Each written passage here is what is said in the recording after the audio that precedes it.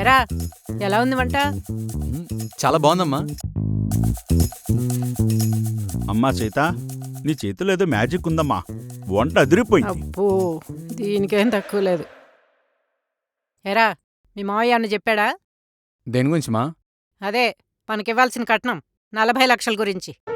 ఇస్తాలే అమ్మా. ఎక్కడికి పోతాయి? నీదేం పోయింది? కంచానికి మంచానికి లోట్లేదుగా, అలాగే అంటావు. ఏం మాటలే సుభద్ర.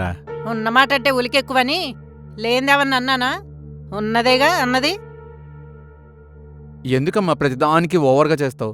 4 రోజులు అన్నారుగా, ఇస్తారులే. 4 రోజులు కాదురా, నెలలోపు. అది రేపు కావచ్చు, ఎల్లుండి కావచ్చు. అడిగితే తప్పేంటో. ఇప్పుడెందుకు అత్తయ్య అలా అంటున్నారు? మా నాన్న మాటిస్తే తప్పరు, ఇస్తారు. ఇచ్చేదేదో ఇప్పుడే ఇమ్మంటున్నాను. ఇంకా టైం ఉందిగా అత్తయ్య. అబ్బో, పెద్ద టైము. పెళ్ళైన తర్వాత కూతురు అత్తగారింట్లో ఎలా ఉందో ఒక్కసారి చూసిపోలేదు. కనీసం ఫోన్ కూడా చేసి పలకరించలేదు గాని టైంకి ఇస్తారట, టైంకి. అబ్బా, ఇస్తారులే అమ్మా, నువ్వు ముందు తిను. నా ఇంట్లో నాకెవరూ చెప్పాల్సిన అవసరం లేదు.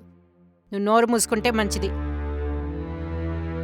రేయ్, ఇది నీ బిజినెస్ కోసం అడిగిన డబ్బులు కాబట్టి నీదే బాధ్యత.